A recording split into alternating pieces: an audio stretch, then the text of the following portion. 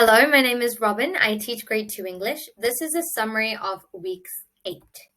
All right, so during week 8, we looked at our readers and writers notebook.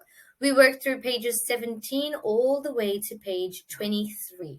Now, most of our activities were in class, so we looked at the answers together and we marked all of our work together. In week 8, we focused on the subject of sentences and the definition of the subject of sentence. This is also known as the naming part, and it tells us who or what does something in the sentence. Now, for example, the astronaut went to the moon. The subject of this sentence is the astronaut because it tells us what or who does something in the sentence. So the astronaut does something. He went to the moon.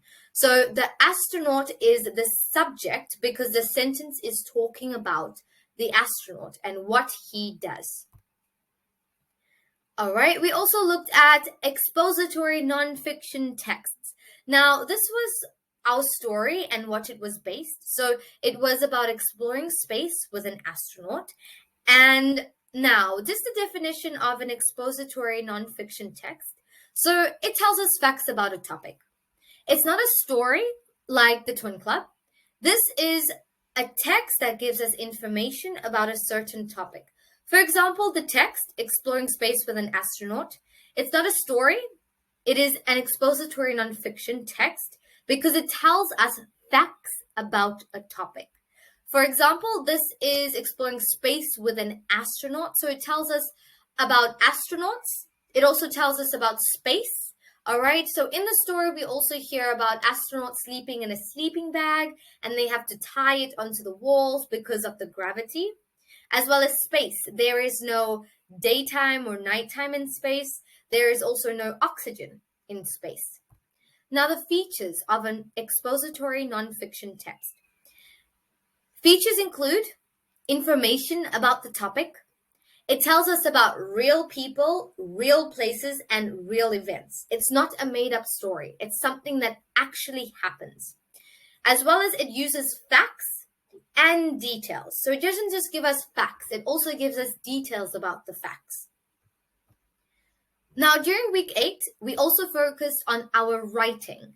Now, this is also quite important when it comes to writing because we have to understand how we write capital letters and how we write the small letters. Now, as you can see, the capital letters, they take on the dotted line as well as the solid line, whereas the small letter just goes to the dotted line.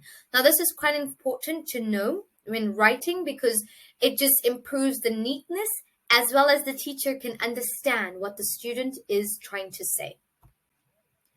In week 8, we also focused on how to reference sources. So, for example, we looked at different sources such as an encyclopedia, right? An encyclopedia is a book about different things. It could be about space, insects, dinosaurs, volcanoes, whichever you may need, all right? And when referencing this, we have to give them the encyclopedia that we've used, all right, the author, who or what is the name of the encyclopedia.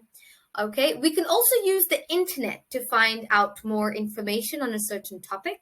And with the internet, we have to also be careful when referencing, as we need to make sure that we know who the article is from, who said or who wrote the article.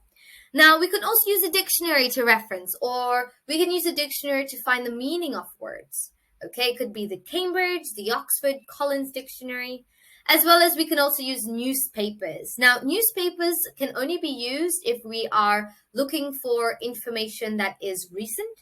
If it's about information that is in the past, we'd have to look for past newspapers, but usually we'd look at what is happening today.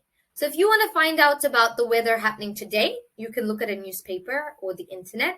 But if you want to find out about the weather 3 years ago, instead of looking through newspapers 3 years ago, we wouldn't use it. We'd rather go to the internet. Now, that is a summary of week 8, grade 2 English.